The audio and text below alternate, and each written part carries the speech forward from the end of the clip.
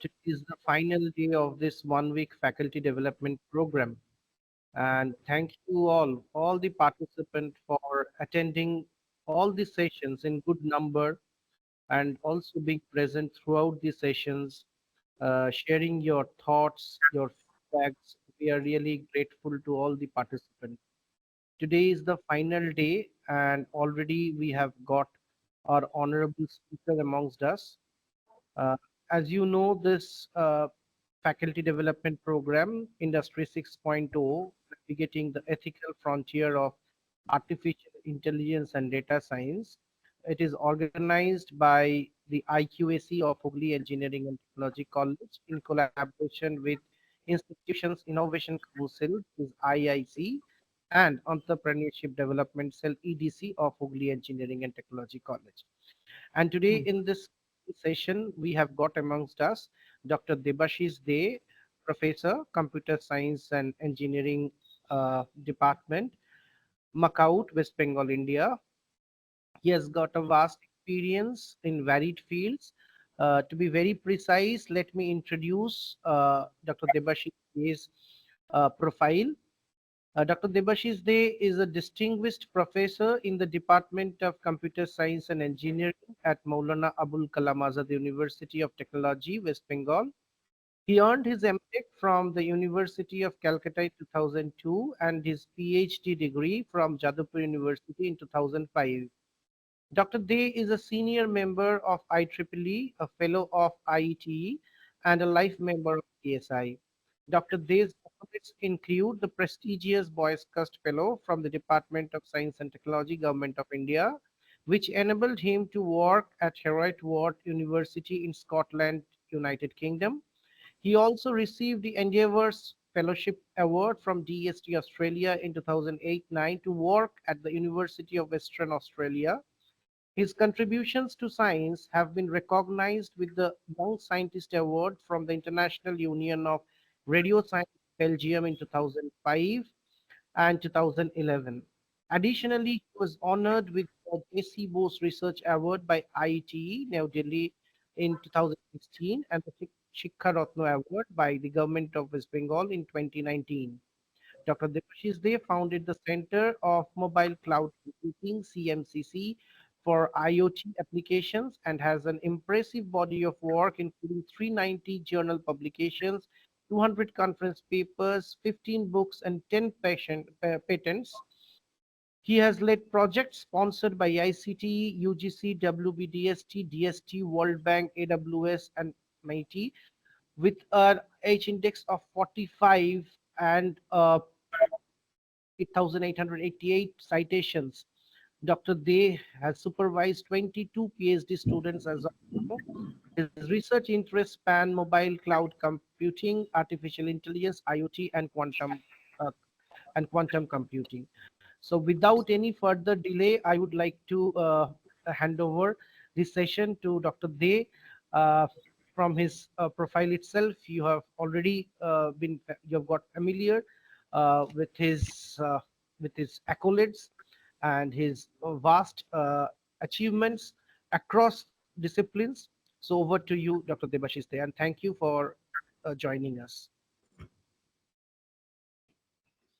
Thank you and good afternoon. Thank you, Dr. Ganguly, for your kind introduction. And this is a Saturday afternoon, and good to see all 75, 82 participants. Good, a good number of participants here. And it's a very interesting topic selected by the committee, Industry 6.0. And till now, till we are on actually Industry 4.0 in the verge of 6.0, 5.0. But this is a futuristic workshop where we'll be thinking on what will be the future in 2030 and what will be the technology for Industry 6.0, right? Where we'll be getting a lot of facilities, flexibilities amongst us. And the technology, especially AI and these ethical fronts, very important ethics. Ethics is a very important word which is missing in this world. So ethics as well as the privacy which should be preserved. So a lot of techniques will be there. to make the system secure, private, as well as it will be used for society. So, so ultimate target is to develop the models of industry 6.0 for smart and sustainable society.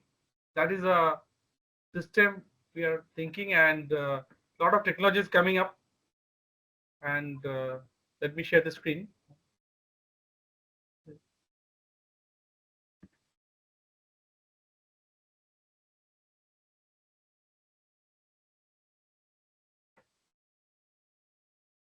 Okay. So next 1 hour, I'll be just trying to give you some glimpse of what are the flavors of this industry 6.0 and how your AI is helping them to enable this technology to be used for practical applications. And what you can see, there's AI 6.0 or industry 6.0 is talking about advanced automation. You know that everything is now automated. Even you have nowadays, earlier we have to give a driving test for driving our cars. Till it is available. Now cars are now mostly autonomous. My brother stays in US, so whenever it comes like Ola, the autonomous car comes, and Tesla car is there. Autonomous car, Google car is there. They are just calling the car in the city of New York, and they are using this car for go to the destination.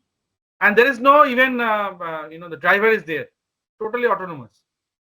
Only the voice response, it can listen to you, and you just tell the destination, and car will reach to that destination.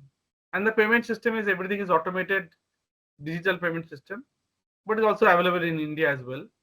But autonomous nature, everything becomes advanced and automatic. For example, the drones. Have you seen the drones? That drones are used to be operated earlier. Still, also you can see someone is operator who is operating the drone, and drone is moving on the sky and is controlling the cities, and it is controlling the healthcare. It is controlling the whole operation of the cities, right? So, advanced automation. Advanced automation is playing a major role, and AI-enabled automation is a very important area where AI is used to write the codes, and also, as you know already, maybe you're aware that generative AI is coming in a big way for the purpose of development of software, for the purpose of writing any report. Also, generative AI used to draw the picture, advanced picture. Also, you can take, that Kishore Kumar is not there, but if you use this generative AI in the field of automation, you can release a movie, any movie in the voice of Kishore Kumar or Manna De, whatever, anyone, or KK. Those who are not present, if the ethics permits, if the family permits, if the legal right permits, we can release the movie from Bollywood or your Tollywood through this automation system, and we can, immaculately, exactly mimic the behavior, the voice control based on the pattern analysis from the human nature. That Kishore Kumar, exactly we can mimic the voice. Okay, how this song, what is the nature, and what is the pattern, singing pattern, everything can be tracked. So advanced automation is very important, right? Nowadays, human intervention is less. If you go to the factory, also everything is automated, right? Even nowadays, the teachers are become automated. That robots are coming as a teacher. Whether it is ethical or not, whether it's correct or right or wrong, no one knows. But in Bangalore, that in South India, many places, they are coming as a school teacher, robots as a school teacher. So automation in the process of teaching is also there, right? Maybe in future FDP, the organizers will not ask any speaker to speak, because all the data are available online, right? So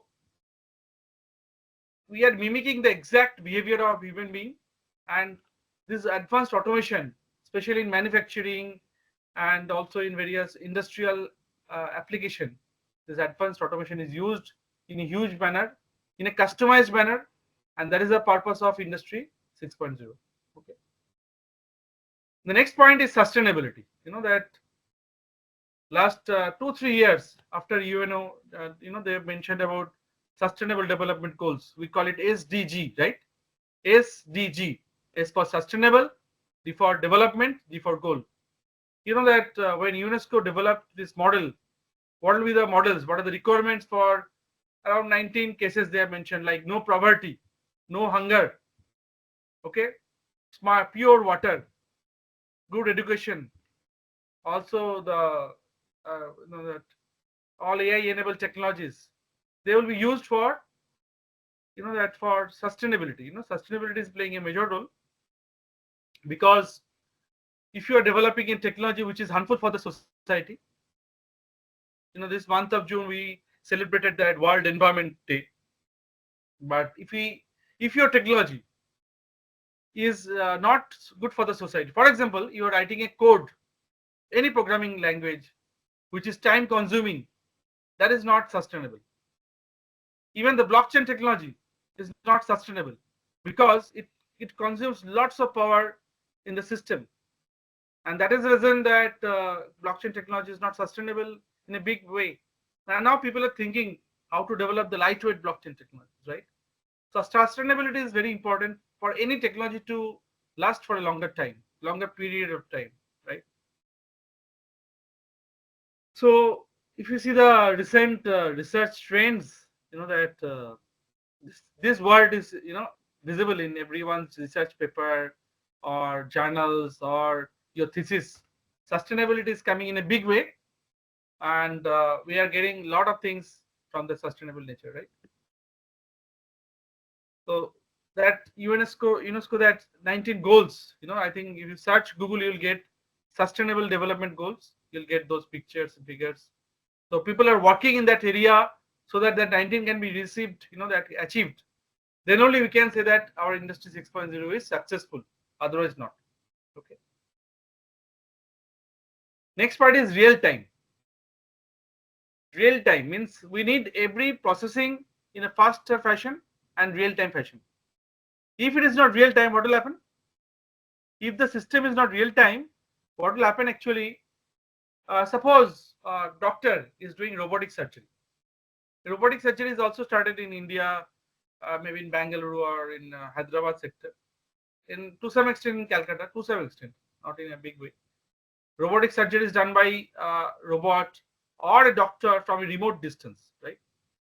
If any operation process, if the system is not real time, that can cause fatal effect to the loss of limbs or loss of life. So we need to operate the whole system in a very faster and real time fashion, right? If it is not possible, then remote robotic surgery is not possible. Robotic surgery is possible, but remote surgery, internet stability is important, network stability is important, network security is important, and the privacy of the doctor and patient is important. So this is only possible if we can use edge network. After some slides, I'll be discussing that. We are now all talking about cloud computing, but what is cloud? What is the popular cloud? Anyone can say? What are the popular clouds in India? Cloud servers.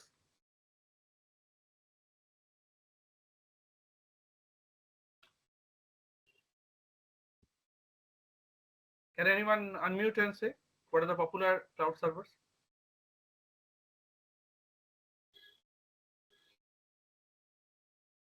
You can type also, no problem, in the chat box, or you can talk. Cloud is, everyone is using cloud, right? We use Gmail. Our data is not stored in your mobile phone, not stored in your laptop. It is somewhere in the Google server. I think 80 to 90% people are using Gmail. So Gmail is widely used all over the world, where the data is stored in the cloud only, right? But if you want to process or store everything in the cloud, then it will not be real time. It will take a lot of time to process. So that processing time, even 2-3 seconds, is crucial in some cases. For example, two cars are moving, they may collide to each other. If there is any, if the system is not real time, anti-collision system will not work. You can see a lot of accidents in the railway tracks in India. Nobody bothers. If you use this real-time analytics, then hardly there will be any accident. Okay. So we have to use our technology to develop our society, develop our industry. So real-time data analytics is very important, especially for agriculture, health industry, and automation industry, car industry. So to prevent the accidents, to for successful surgery. So real-time analytics is very important. So that will perform the real-time operation of the whole system. So because we want everything very fast and smooth, smart. We call it smartphone, right? Because smartphone can do anything and everything, you know, through WhatsApp or various other apps. So if you want to buy anything on Swiggy or any food you can buy, right? And that will be delivered within fraction of second, few minutes. Also, sometimes if you want to call a Ola and Uber, you can do it. All processing is very faster, right? So real-time analytics is very important. That will help you for a lot of business perspective. Business will be better for real-time data. Then this is very important. Customization. Customization means built for you, made for you, right? Means if you suppose you are going to any shop, say you want to buy a spec. No, what do? You go to the shop. There is a person who will check your what is the eye power. There is a person to check the whether your spec is fitting to your nose properly or not. Whether they will check the stands or this eye stand they are working properly or not, and there's some extra padding is required or not. So everything is done by the human being. Now, with the advent of Industry 5.0 or 6.0, what will happen? Everything will be online, customized, online customized. For example, I can tell you that there is an app called no uh, for spec. What is that app? I use it very frequently.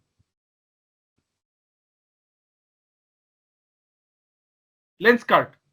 If you go to the website of Lenskart or the app Lenskart, I have that app in my mobile. So if you go there, they will check your everything, all the parameters. They can do the customization based on your facial image or face cutting, shape of your face. They will recommend which spec you want to buy, and various other parameters they will take, and they will suggest the automation. This customization based on your size and shape of your face. They did a lot of machine learning techniques for that which spec is best fit to your face, and accordingly they will customize this full operation. Same thing available to our uh, Flipkart or the Amazon. If you want to buy any kinds of thing, AC is fine. You want to buy a TV, laptop is fine, mobile is fine. But if you want to purchase any dress, right? For example, my dress is 41, right? Dress size 41. There is a XL, double XL size. So there is exact is 41. But if you go to the shop, hardly I get 41. So I either have to buy 40, which is a little bit tight, or I either have to go for 42, which is a little bit loose. So I'm not happy with this, right?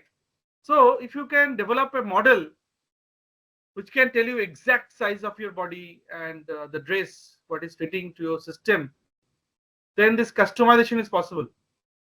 Actually, with the advent of AI and various kinds of techniques, and based on your buying history, this Flipkart knows what is your size, right?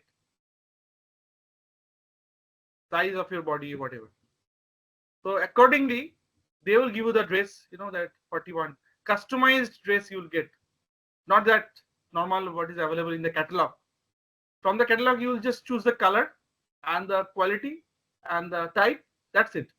You will be customized based on your past history, and it will be customized based on your present health condition and body shapes, right?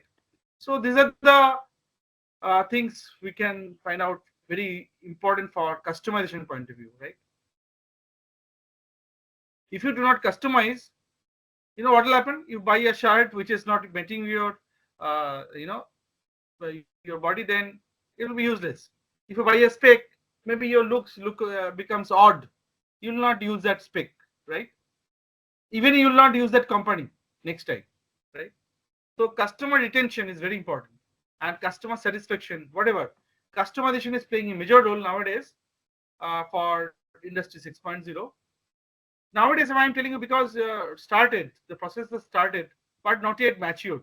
We are expecting that by 2030, that means another 6 7 years, this Industry 6.0 will mature. But now this is all in research stage, using augmented reality, virtual reality, right? So this is very important, that customization. And the next point is human machine collaboration. See, these are the collaboration where multiple objects, they are connected to each other. So they are collaborating to each other. So that is the beauty, that when you're using any software defined system, the collaboration becomes very simple, and we can connect the objects from one corner to another corner, one part to other part very easily to the human machine collaboration.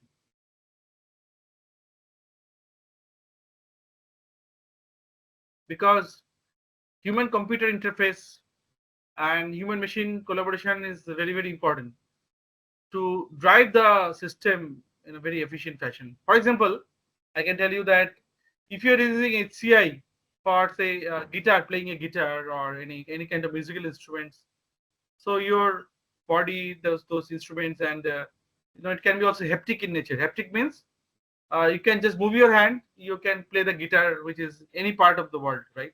May not be in your house. So you can join a concert without physically joining there, right? It is only possible by the use of CPS, cyber physical system. We can virtually join the group or the system, which will operate together and form a very good human computer interface or collaboration, right? Also, we have a supply chain transparency. Supply chain management is there. Supply chain management is very important for a system to grow, right? And supply chain must have a transparency. That how your products are coming nowadays. That we are getting the OTPs, that how the product is coming. We can track the products from the delivery system. So supply chain transparency is very important for the growth, or whether you need excessive delivery, or we need to slow down the production process. So by this process, actually, we can go for supply chain management. So these are the various aspects. The 1, 2, 3, 4, 5, 6. They are working together in a wheel. This is a wheel, right? And these are the spokes. So all the spokes are important for the purpose of development of Industry 6.0. Clear? So any question up to this?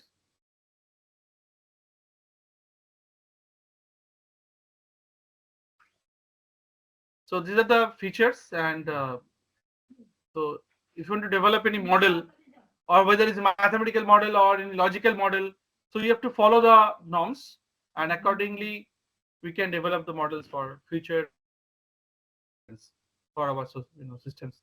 So mostly these things are all hardware and software based, software defined networks, and nowadays people are also using generative AI for analysis of sustainability, whether the software they have developed consuming less amount of power or not. If the power requirement is high, if your system or software is power hungry, then the system is not sustainable. Similarly, that we find out the complexity of the system, whether there is time complexity, whether it takes more time or less time, space complexity. So this is programming point of view also, sustainability playing major role. So whether your code will be used or not, right? So we should not use any power hungry algorithm. It should be power aware algorithm, means less power, or we can say also green algorithm. Green algorithm, we can say it is sustainable. So whatever is the process, system must be green in nature. Green means it should be optimized in terms of energy, in terms of power and other energy related factors. Also, whatever the things are happening must be doing energy harvesting, so it can generate the energy from energy harvesting technology, right? Then only we can say the system is sustainable, right? For example, I can tell you a drone is moving on the sky, right? It takes power initially from the battery, from the electrical charging point, but when the drone is moving, based on the movement of the drone, what will happen? It will move the wings. By the movement of the wings, the mechanical energy will convert it to electrical energy. If we can use certain transformer or which can convert the mechanical energy, the movement of this drone, to electrical energy, then that energy can be used as a charging of the battery. So as a result, drones can move almost theoretically infinite amount of time with this energy harvesting technology. So this is one of the sustainable technology for industry 6.0. Research is on, but it will take a lot of time to mature the technology. Okay. So sustainability is playing a major role in the industry 6.0. So what is written that capabilities of industry 6.0. So these are the capabilities, right? Advanced manufacturing, sustainability, real time, customization, human machine collaboration, and ultimately the supply chain management, transparency. Okay. Any question up to this? So this is very, very important slide. So if you see the history of, I think this, if you Google it, you will get it this picture everywhere. Earlier, industry revolution 1.0 and 2.0, you can see earlier it was used by the human being. Then the horses and the cow and everyone, all the animals actually used to drive instead of the human being. Actually, human being use the animals to drive the cars and everything, right? Ghorar gari or anything, horse rides or plowing of the ground, that is done by the animals. Nowadays, this is manual things are gone. Presently, we are using what? Machines for water generation, steam power generation. We are all using machines for it, right? So, for example, if you have a chimney, there is a suction power that will suck the power, the gas which is generated by the gas ovens. That is done the suction, and any kinds of thing you will see that all the process is done in a automated fashion. Even if you go for industry 4.0, so mass production or assembling of cars, if you go to Maruti factory or you can go to Hyundai or any other car factory, so everything is done by the robots, not the human being. Humans just switch on or switch off the thing. Most of the things are performed automatically. Only thing human beings writing the programs or codes, but operation is done, everything is done, assembly line is done automatically. Now, what is there in industry 5.0 or fifth stage? It will be computer aided design, CAD/CAM based design, right? Now, for 6.0, we will be using AI. You know that AI becomes the buzzword nowadays, machine learning and AI. Almost everyone is talking about, right? And seventh case, that we'll be using brain computer interface. So we'll not talk. Your brain will think and the system, the results will be performed. That is industry 7.0, right? Only thought process. Already a lot of research is going on, brain computing or brain stage, right? Where this controlling is done by human being. I think you have seen in hackathon, student projects, right? They develop the projects in the labs. Sometimes you go as a judge. We see that they're thinking the robot is moving left to right, and with the EEG sensors in their heads, the object will move, right? One of my student, his name is Siddharth. He's in Taiwan and he is working in a BCI lab, brain computer interface. What is he doing? He is developing the brain sensors, EEG systems for human being to control the thought process. Okay. Even some people have sleep apnea, they cannot sleep at night. So he's developed certain models, some lightweight machines. If you wear the machine, you can have a deep sleep. There's some vibration. So the people, the patients, those who have sleep apnea or any kinds of sleep level disorder, that can be also resolved using BCI. That is industry 7.0, we can say, right? Also, 8th stage, we are calling neuromorphic computing. Neuromorphic means like human being, the system will operate. AI anticipated human needs and plans the resources. Just like human being, we will do it, right? So BCI, this neuromorphic computing, it's called neuromorphic computing. Today also I will discuss a little bit on this neuromorphic computing to you. Okay. And neuromorphic computing is coming in a big way. Coming up, it is a big way for supporting our, the systems, and lot of neuromorphic chips are available. And some companies, they develop the neuromorphic laptop. It's costly, but it's possible to develop, right? Already research is going on in a big way, and some products are coming up in the market slowly, slowly. But it needs maturity. It's not yet mature. That is the problem. So people can think up to this industry 8.0, right? So these are the futuristic one.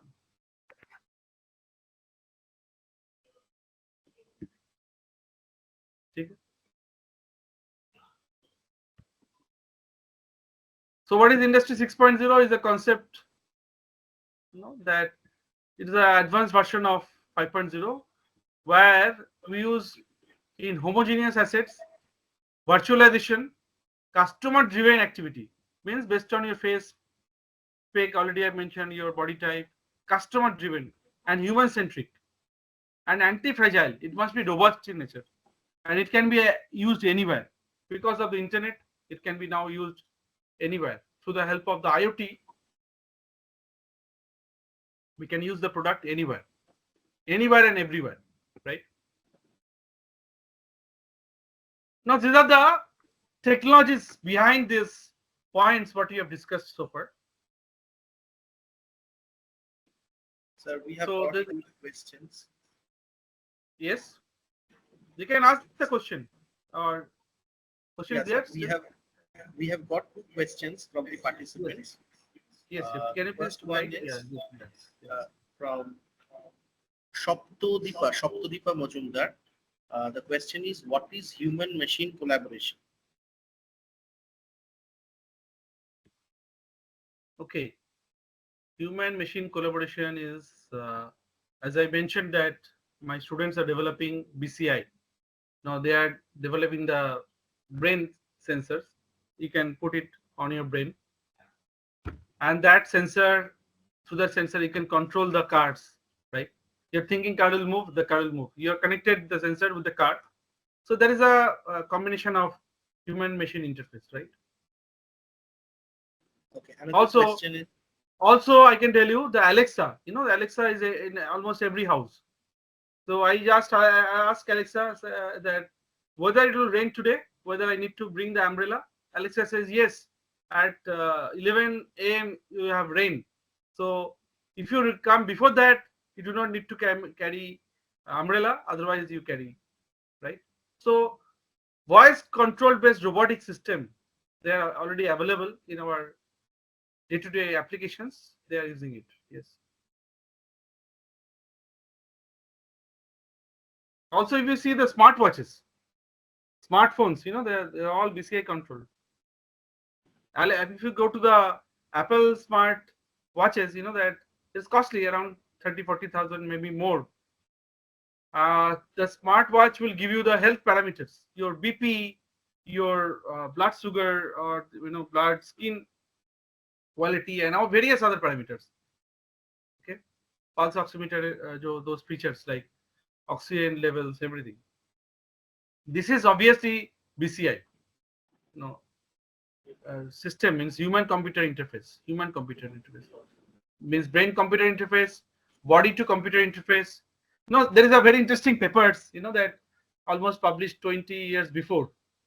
Okay, it's called body cloud or health cloud. Means your body is on the cloud. All the parameters are extracted by the cloud. So our body parameters are actually in the cloud. The analysis is performed in the cloud, whether it's in the real cloud or at the edge level in your smartphone.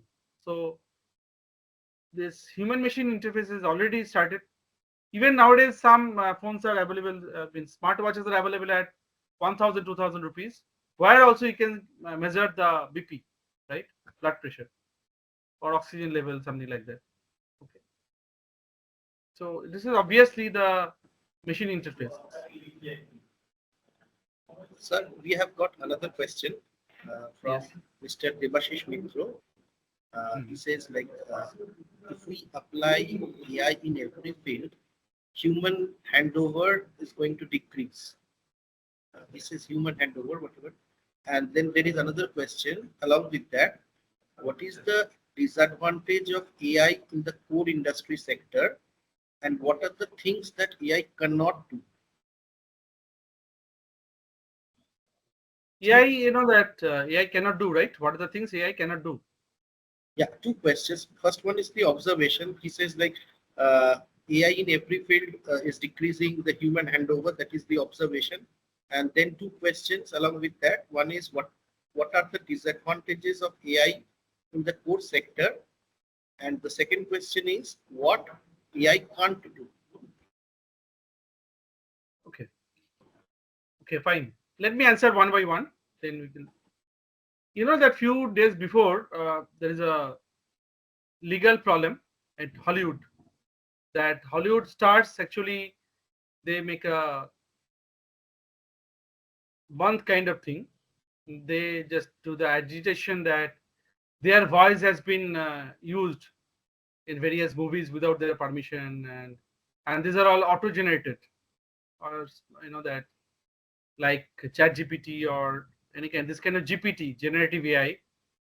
So what is happening, this is a very unethical that we are using someone's voice who is not alive, right? Advantage is that now in 2024, if I want to release a movie with my favorite singer Kishore Kumar, then or Manna De, then it is good. I can do it if I take the proper permission from the family members or as per the law of the land. Then it is fine that I can release a movie and where any artist, whether it can be Shah Rukh Khan or it can be Dev or anyone, those who will lip the song in 24 in the voice of Kishore Kumar. Possible. This is the advantage. Disadvantage is that just imagine what then if every song Kishore Kumar gets through generative AI, then what Arijit Singh will do, right? You got the answer? They will become jobless, right? Shreya Ghoshal will become jobless because you know that if everyone want Lata Mangeshkar only, so the natural genuinity, some that will be missing, right? That is the biggest disadvantage that everyone has their own style, so we must not use excessively this generative AI. Few days before, you know that you have released a movie called Uttam Kumar, right? Return of Uttam Kumar, something like that, where you can see that using this AI, all the voice of Uttam Kumar has been generated and came to the movies, right? So if you do the excessive use of uh, this art and culture, then the problem will happen. Even yeah, Oti Uttam, yes. Even you know this Amitabh Bachchan voice is used to if you go to any kind of Red Fort or any fort, always you know that historical voice comes from Amitabh Bachchan only, right? Yeah, आज ये किला है or whatever is 1947, you know, something like that. That voice comes from Amitabh Bachchan only. No, you know this voice has been copied in many places. Now people are doing deep fake in terms of voice, in terms of video, in terms of image processing, and that is very dangerous. It's almost difficult to tell you that what happened actually, right? So these are the factors are involved where actually the system is actually No, ethics is playing major role, right? Whether, but that at the same time you can satisfy. Okay, in my movie Kishore Kumar sang, but it is not the natural Kishore Kumar, right? It should be sang by Audit Singh or any new voice, right? That is the ethical problem. Also, see, another very interesting point I like to mention that see, around 126 participants, good, but if you see there is a B.Tech trend, that uh, almost everyone want to study computer science. Why? At least in our university, Macau, I can see uh, almost 75% courses are computer science related. Almost everyone is working on that domain. Everyone want to study in that domain, and the computer science seats can be increased, and that is the reason people are using various other means to increase the seat. Shubham, sir, how many computer science seats are available? How many types of computer science are available in India, not only in West Bengal? B.Tech in computer science, how many types? Around 17 different types of computer science courses are coming up. So there is a excessive demand is coming from the student side. But if you go to the reverse part of the industry, if you go to the job, there is no job because it is done by the generative AI for coding and debugging. They do not need any programmer. Only for some development phase, they need some coding industry. Using these various kinds of software, the demand of software engineer is not there. Unless and until you are so much innovative, the job market is crashing down. And already it started having the recession, right? Agree or disagree? Recession already started because excessive manpower is available. Everyone want to go to certain domain. No, it is not correct. Everyone have to contribute together. Then only the system will become sustainable. Sustainability is the biggest challenge, right? See, we human being developed the software, and from the software, using generative AI or various kind of thing, everything can be generated. Even generative AI is writing a research paper. What is ethics? And some author I've seen, if you go to Google, they have given the co-authorship to the this uh, chat GPT, right? Even various conference we see in at least 40% paper is coming through generative AI. This is very alarming and dangerous. So natural instinct is not coming. You know that you can write a poem book, you can publish a poem book using simply from your generative AI. Anyone can become a poem, but there will be no without any originality. That is the biggest challenge we are facing, and that is unethical. Very much unethical that generative AI is actually killing some part of the industry. Yes, and as a reviewer or as an editor, I face a lot of problems. Every day there are a lot of instructions are coming up from various part of the. I'm the editor of Springer, IEEE, and elsewhere, and also in IETE. They are also this editor chief also facing a lot of problems because a lot of paper is written through ChatGPT only. It's almost difficult nowadays to track it down. So these are the disadvantage, and unethical things are coming up. Even student project, B.Tech student project. Earlier, I know that those who do not do project, they go to some places from the seniors they copy. Nowadays, they are using generative AI. Go to GitHub and using generative AI, they are writing the codes. This is totally unethical, right? So ethics versus AI is a big challenge. So originality is going less, and thinking ability. If you cannot think, your brain will go down. Only human being is recognized because human can think. Shubham sir, is it okay?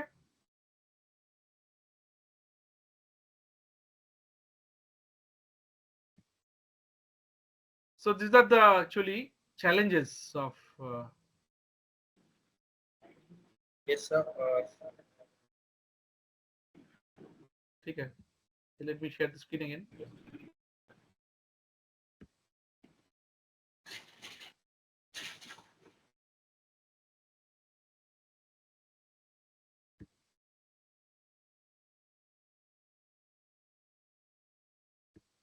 So these are the factors or sectors. IoT, Internet of Things. Everyone know that using IoT actually we can control anything and everything in this world.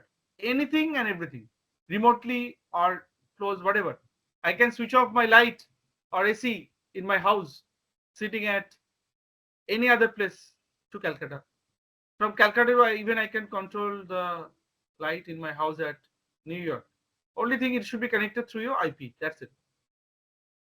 Even you can see through your CCTV camera any part of the world that whether anyone is entering or not in your house or not, right? So AI, robotics, augmented reality, quantum computing, blockchain, and IoT. These are the 6 pillars of Industry 6.0. Everyone know AI, I'm not explaining it. Robotics and automation. Automation means autonomous vehicles. I told you in the beginning, we need autonomous vehicles. Means the car will come without driver.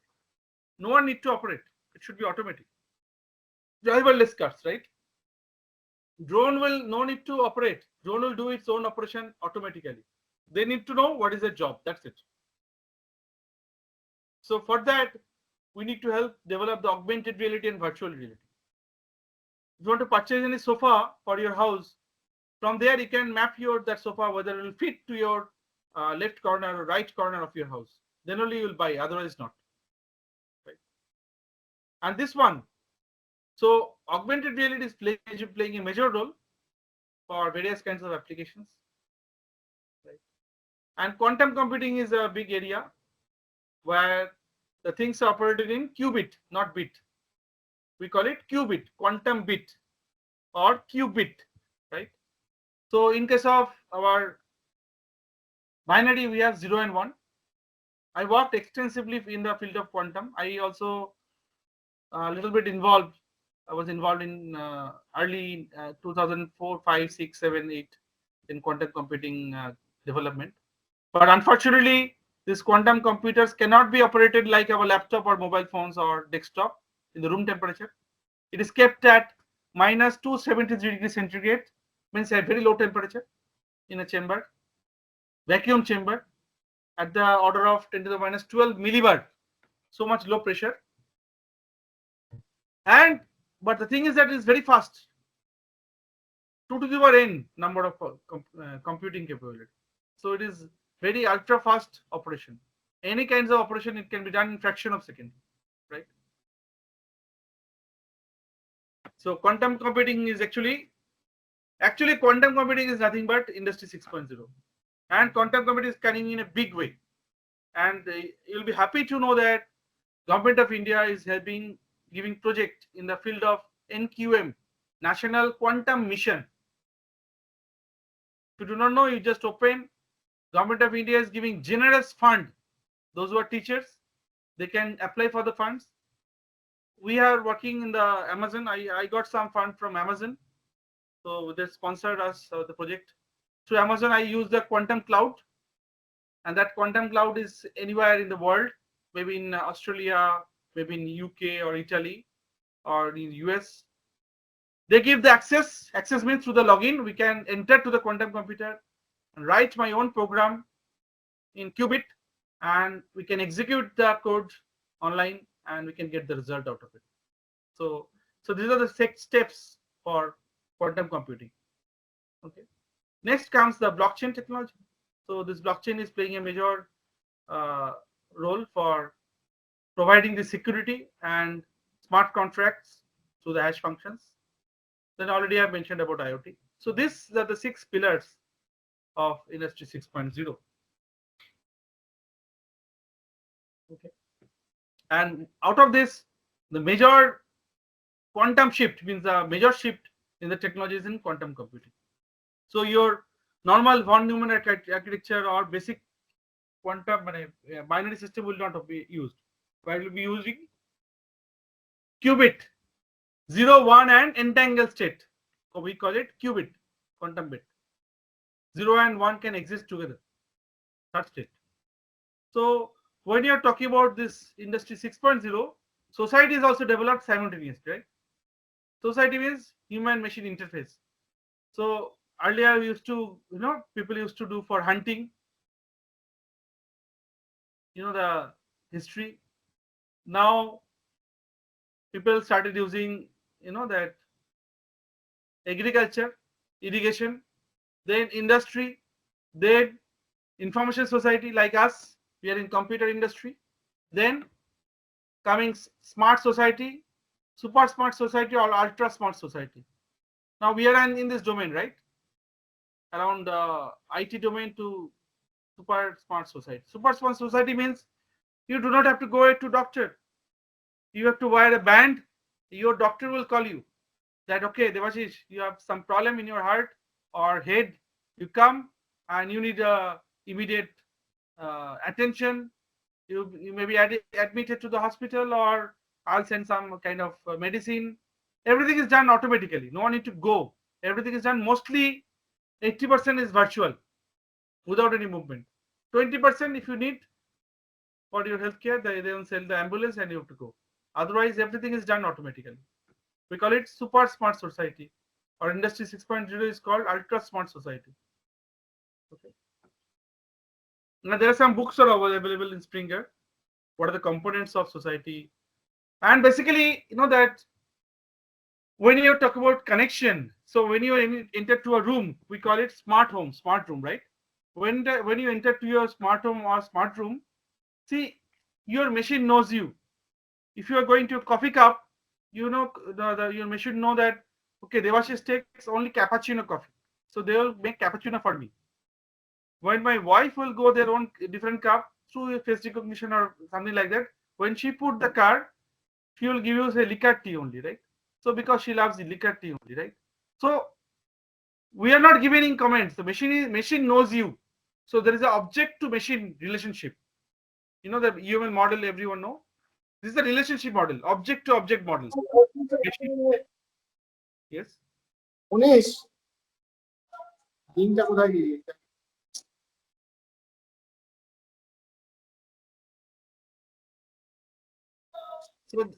Feedback link দিয়েছো তো কোথায়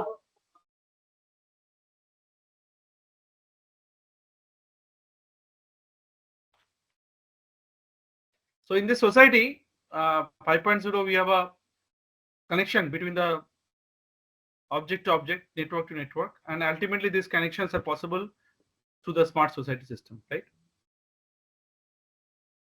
So these are the factors, the customer influence, based on the customer need, we are actually making the food. If you go to restaurant, what will happen? The restaurant already pre-cooked, right? So if the restaurant knows, okay, Debashis likes more chili, less spicy, or more spicy or less spicy, more oily or less oily, or what are the food habit, when I book a restaurant table, then accordingly they will customize our food and everything. So it is called to influence the customer to, this is the ultra smart society. Okay.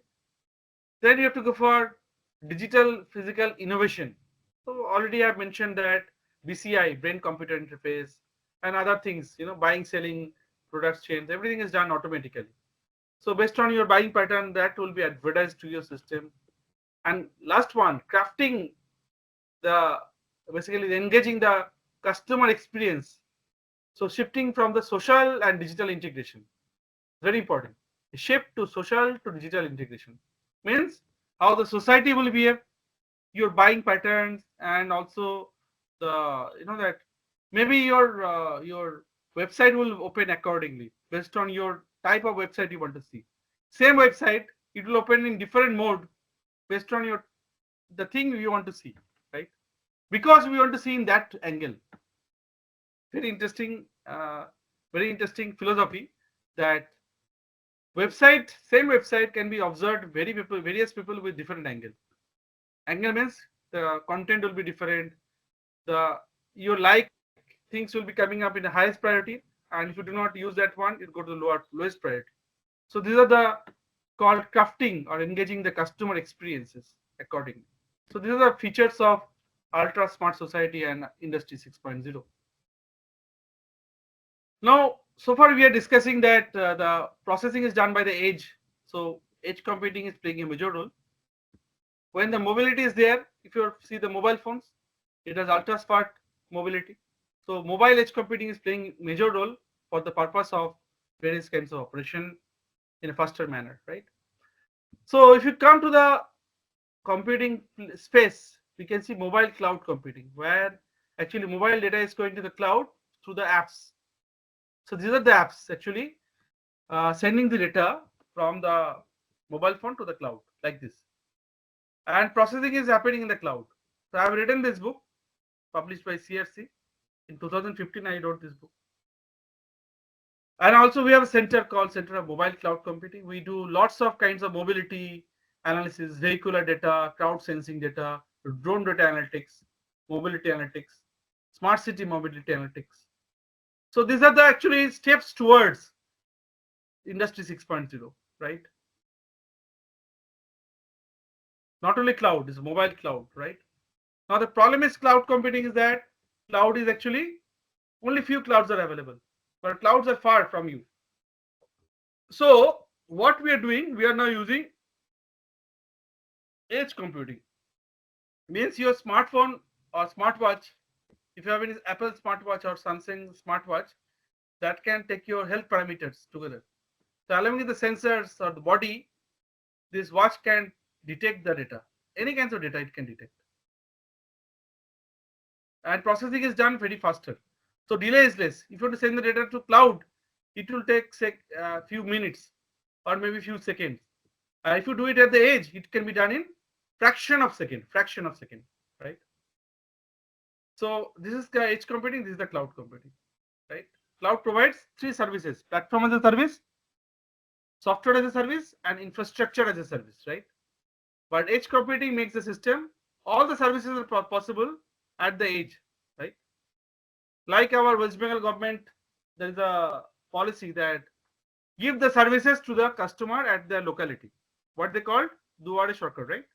So that provides the facilities, rather services at the edges. So edge computing is playing a major role in that sector. So provide the services to the edge computing in a very fast and real-time fashion. If you can remember, I discussed edge computing is nothing but real-time. Okay. So edge computing is actually giving the big edge. So we have three layers: cloud, fog, and edge. What is fog? Fog is the local computers. If edge cannot do, then we'll go to the fog. If fog cannot do, then we will go to the cloud, because cloud is more powerful. Your mobile phone is only 8 GB, but cloud may have 160 GB RAM, right? Maybe your fog has maybe 50 GB RAM. So these are the steps to go from one place to other place. Okay.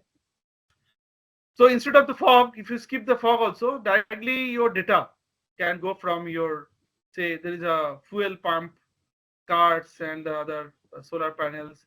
All the data can go to your mobile phones, can go to the edge servers, where the processing is done in the cloud by this process.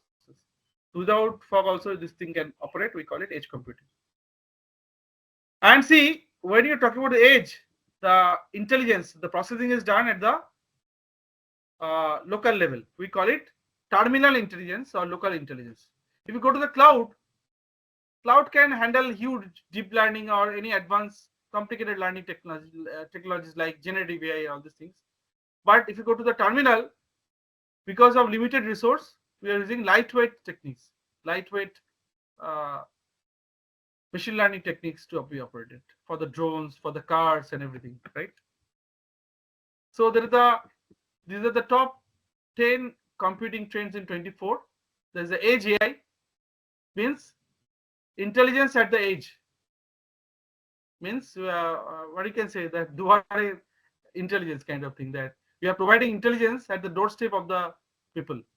Also 5G. 5G means very ultra speed. 5G and 6G is coming up with very high speed operations. And one thing you just remember, when the 5G in terms of mobile phone is coming, means fifth generation. So industrial revolution was also in fifth generation. When 6G is coming, then industrial revolution will reach to the generation 6 or industry 6.0. There is a very interesting correlation in terms of bandwidth, in terms of frequency, in terms of their application and bandwidth capabilities, right? So these are the very interesting ages of edge computing, like IoT, edge analytics, blockchain, fog computing, IT OT convergence, okay. Also edge data centers and multi-access. We have to give the access of thousands of people. Multi-access computing, edge computing is possible. Okay. So these are the percentage of usage. Edge AI has the highest percentage, around 25%. Means dual intelligence, means we are providing intelligence to the edge of the devices. See, your smartphone has intelligence. They can measure your heartbeat. That BP, right? Whether it is 120 or 130 by 70 or 80, whatever. Low pressure, high pressure, can measure, right? Also, equal share in 5G. 5G coming up with AI. So we are also getting a lot of flexibilities and facilities in edge computing in this domain. Now, if you see the computing waves, since we are talking about industry 6.0, it started with mainframe. I can remember still in 1999, 2000, I was in Company and Technology Solutions, CTS. I worked there for some time, and we used to use mainframe computer. And I think mainframe computer is almost 6 feet high, like this, around 6 feet high. When I entered, I was searching out the computers first day. Then someone said, okay, this 6 feet tall person is your computer. Okay, you have to operate it. And the language was COBOL, right? After that, everyone knows that mini computer came, that is our desktop. Then we have client server architecture. Then internet came around 2010. Then cloud came around 2014, 15 in a big way. Then this is the age of edge computing and IoT. Internet of Things or edge computing working together. And as I said, quantum computing is also coming in a big way. It will be matured by 2030. So that will be the industry starting point of industry 6.0. So in terms of cloud capabilities, we call it quantum cloud. It will be available fully. It is available now also, but not in full-fledged to the common people user end. So it will be used to the common people by 2030. Okay.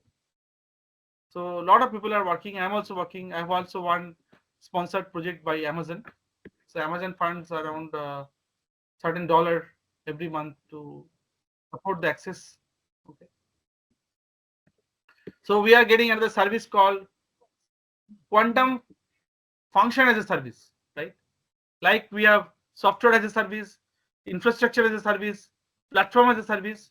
We are also using quantum function as a service, QFAS, where serverless functions for the quantum computing. We are getting a lot of flexibilities for the servers to operate, right? So quantum computing is coming in a big way.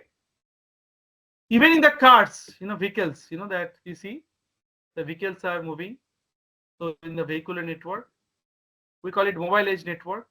All the cars are connected to a certain RSU called roadside unit or mobile edge devices. See, multiple sensors are connected to the edge devices. This is called MEC, mobile edge computing domain. This is the cards called vehicular domain, and there is a cloud called central domain. So for any real-time operation, for driverless car or any edge-enabled cars, these cars are all connected to the internet, and through this roadside unit, means like a tower, radio tower, and these cars are connected to the towers and the local servers, edge servers, and they are operating on the cars. So driverless cars are follow also the same philosophy, right? So if you see the movement of the car, there is a control between RSU, roadside unit, to the CC, cloud controller or control system. Vehicular interface means V2V. See, this two car is connected with YOLO line. This is two also connected by YOLO lines. This is called V2 vehicle. Vehicle to vehicle connection. V2V. And if you want to connect, you see this green line, V2I, vehicular to infrastructure. So these are actually the various connections, how these cars are moving autonomously. Even it is not autonomous, how these edge cars are connected together to find out the location of the car. They are providing anti-collision system also. Also how to move, which lane will tell you to move. They actually dictate the car to move, right? And it requires a lot of image processing and roadside assistance by the edge devices. Now these are the steps towards Industry 6.0 for vehicular edge computing. We call it VEC, vehicular edge computing. So I've started the discussion with MEC, mobile edge computing. Now this is vehicular edge computing. Okay. Also, if you want to send the data from vehicle to vehicle, we call it vehicular offloading. Offloading means sending the data from one system to other system, one device of the cloud to other device of the cloud. Because you see, red color card may have more computing capability. That is the reason maybe green color card has less battery. So they will send the job to be performed, any kinds of calculation or any job. The job is performed locally at the red card, and after that it will be going to the green card. Result will go. But processing is done by the local computing at red card because it has more, maybe it has more battery power and more RAMs, more computing capabilities. Right. So this is a very important revolution in terms of vehicular network, and computation is done either through the vehicle to vehicle, or if the job is more, it will send the data to the computing servers through the offloading techniques from the card to RSU, roadside unit, and the server is known as VEC, vehicular edge computing servers. Right. So by this way, actually the whole system of the traffic operations, driverless cars or normal cars, it can be operated through this kind of internet-based vehicular network, or sometimes we call it Internet of Vehicular Things, Internet of Vehicular Things, IOVT. Okay, so these are the latest technologies that are coming up with vehicle to vehicle communications, and lots of advancements is happening almost every day for anti-collision, because a collision is a big problem that can cause human health. So to avoid that, anti-collision systems are also coming up in a big way to provide the services to the user in a affordable cost, in a very efficient manner, right? So those who are interested, they can go through this book. This book is all about mobile edge computing. Myself and Professor Raj, one of my student, Anisha, and if you see Shoma Kanti Ghosh is there, and he has a lecture of cloud computing in NPTEL. So if you know, maybe you know him. He's from IIT Kharagpur. So we have written this book 2 years before. It was published 2 years before. It took almost 5 years time to develop. Around 22 chapters are there. So those who are interested, they can go through it. And this is one of the steps. Mobile edge computing is one of the steps towards Industry 5 and Industry 6. Okay. Also, some people ask, what is cloud for AI or AI for cloud? Very interesting question. Cloud is run by AI and AI is run by cloud. Because to run the AI, we need the cloud, high computing. So these are actually working vice versa. Earlier in cloud computing, we are controlling the resources at the remote level. But see, nowadays in the computing age of AI, everyone is competing together. Everyone. So intelligence is spreaded over the whole system. Every device has the intelligence called local intelligence, right? Already I have discussed. They call it edge AI.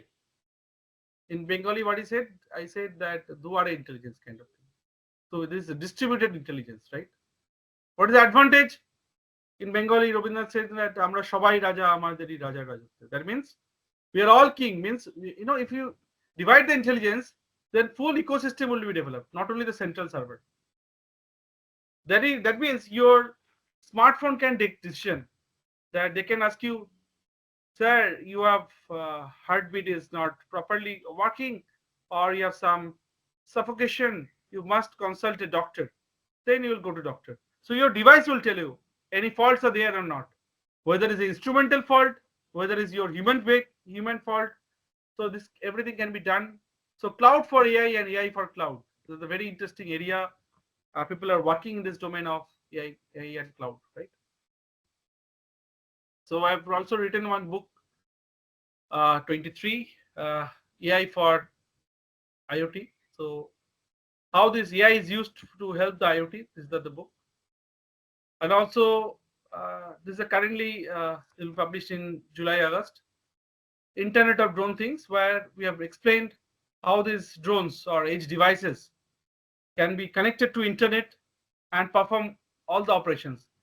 Nowadays, you know that drones are used in various factors for the society to serve the society. Even Flipkart, Amazon is starting the delivery of the products to the drones only, right? So if you see this, we have written around 15 chapters on this. This is our authored book. It will be published by Elsevier this next month. Those who are interested, they can also see it. Okay. So these are the various applications of industry. That's called crop monitoring, real-time video analysis. Already I mentioned, battery supply chain management, traffic management, fraud management, patient monitoring. Nowadays, patient has, someone is on the bed, hospital bed. This bed has also IoT-enabled devices. So your doctors can see your patient condition. What is the heartbeat? What is the health condition? What is the blood flow level? What is the oxygen level? Every kinds of health statistics is coming from the bed. So it is it's called electronic bed, costly beds, but possible to monitor the doctor 24/7 basis. Any kind of deterioration that can be also detected. Okay. Alert will come to your mobile. Patient number 5 may have some problem. Please help and solve the problem, right? So these are the various interesting areas coming. So do you have any time? More time, organizers? Yes, sir, you may continue. Yeah. So I'll take another 5 to 10 minutes. Okay. So see, this is the called neuromorphic computing. Earlier, what happens? In our architecture paper we have studied von Neumann architecture. Means CPU and memory working together. Memory is different from CPU. Now what happens? In case of scientists has observed our human brain, memory and CPU is working together, is actually inbuilt together. So this technique is known as neuromorphic computing, and neuromorphic chips are already available. This technology is almost 5 years old technology, but is expected to be matured by another maybe 4-5 years. So 2030 maybe we'll be expecting these neuromorphic chips are coming up. Already AMD, I met the CEO of AMD in a BLSA conference. So this year in Calcutta. So everyone, Intel also, they are saying everyone is on jumping on this neuromorphic edge computing because it is much more faster compared to our normal network. So everyone know, those who are working in machine learning, we are using ANN, artificial neural network. But in case of neuromorphic computing, we are using pulse because our human brain works under certain pulse. After every few seconds after or few milliseconds after, the pulse will come, and accordingly our body will react. This spike actually runs the event, runs the show. Accordingly, we'll get the output. For example, in my left hand there is a mosquito. So from the signal neurons, we get the signal in the brain. Okay, yes, Debashis, that you have a mosquito in your left hand. So automatically the spike will come to your right hand to put your hand to this one so that the mosquito you can kill. So this is the basic theory of computing, where CPU and memory is not separate. CPU and memory is working together, right? We call it in-memory computing. In-memory computing. This is another synonym of neuromorphic computing. And believe it or not, when these chips will be installed in your laptop, you search internet, you will get neuromorphic chips are already developed by Intel and AMD and other companies. Okay. This chip will be coming shortly, within few years, for public usage, right? And some special materials is used. I'm not going to the material science level, but some special materials are developed for that neuromorphic computers. So what is the advantage? See, it's a normal von Neumann architecture. It is a sequential processing, and in case of neuromorphic, it is massively parallel processing. Massively parallel processing, right? So it is faster. In case of operation, it is faster. In case of organization, separate memory and computing. But in case of neuromorphic, collated processing and memory, they're working differently, right? In terms of programming, we use basic binary instruction like ANN. But in terms of programming, SNN use spiking neural network, spikes, series of spikes. This is a binary data, is a spike data. Time is synchronous, this is asynchronous. This is event driven. Event driven means if there is an event, then the system will work. If there is a mosquito in my hand, then my other hand will come and beat the mosquito. So it is event driven. So it is much more energy efficient as well. So that is the reason people are using this new technology called neuromorphic for next generation computing and next generation industry or industry 6.0.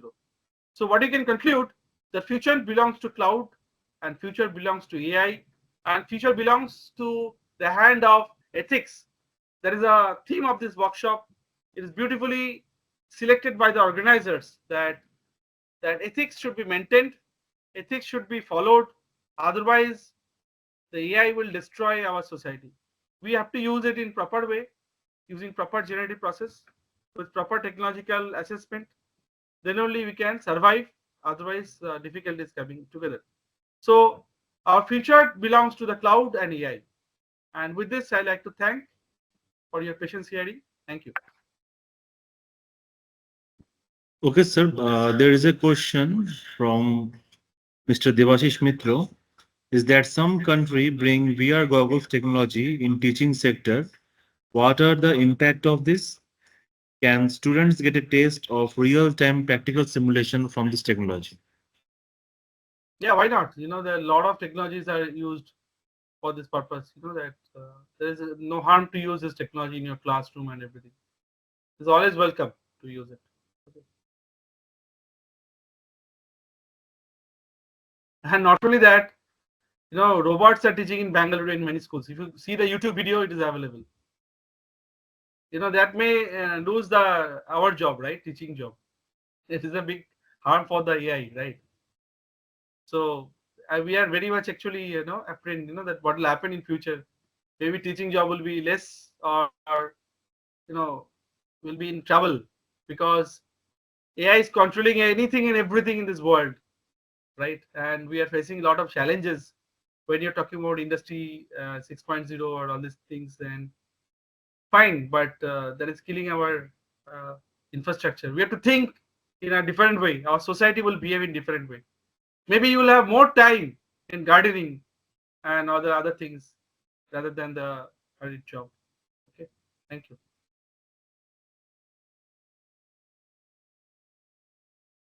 Thank you, Pradeep, and thank you, Anuprabha Mukherjee. Is there any other question from the participant? Pandey.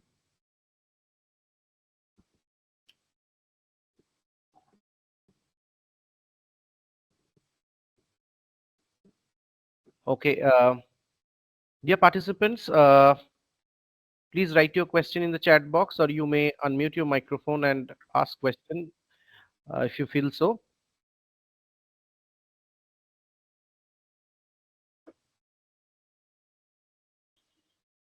Okay.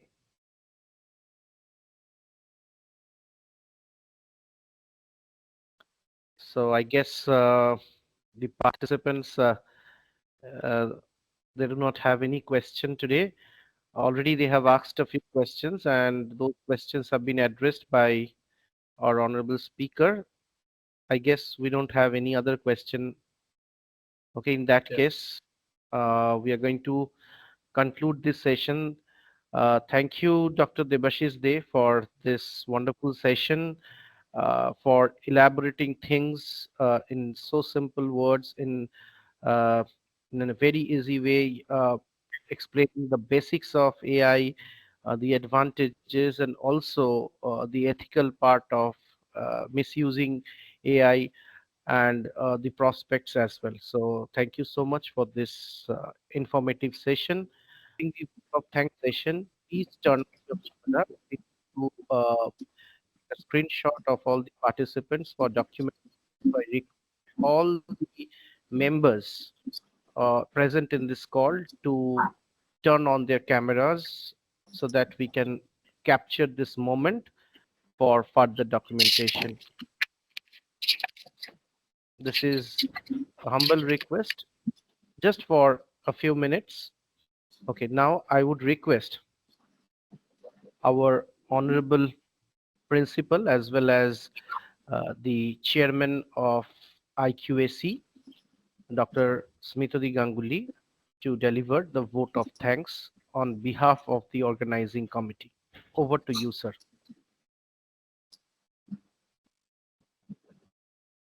On behalf of the organizing committee, let me first express our gratitude and thanks to Professor Dr. Debashis De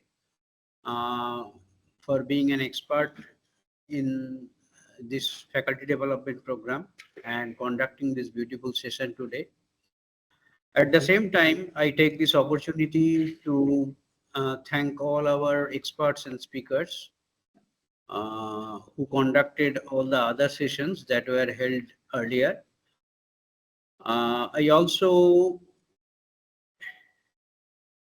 namely Dr. Somnath De, Dr. Somnath Chakraborty, Dr. Saurabh Mallik, Dr. Sumanto Ray, and Mr. Sumit Gupta. So I extend my thanks and gratitude to all these eminent speakers. And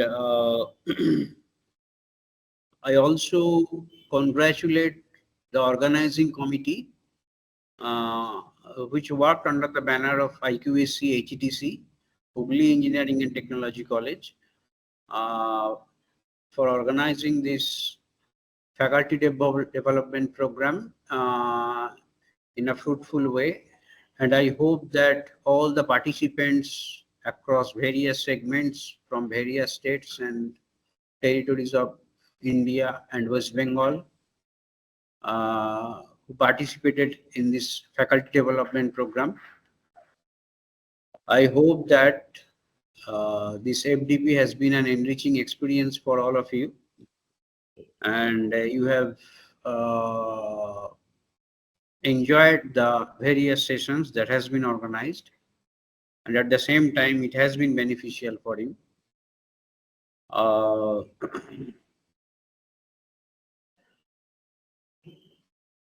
It has been one of our early money. It is our second venture in FDP, and once again I congratulate the organizers. At the same time, I thank the participants who made who made our effort successful, and also our respected speakers, eminent speakers. So thank you all. Have a great day, and also have a great year ahead. Thank you very much. So thank you, Dr. Smitadi Ganguly, Honorable Principal, as well as the Chairman of IQAC, Hooghly Engineering and Technology College. Thank you, Professor Dr. Debashis De, for consenting us and for this wonderful session. Thank you so much.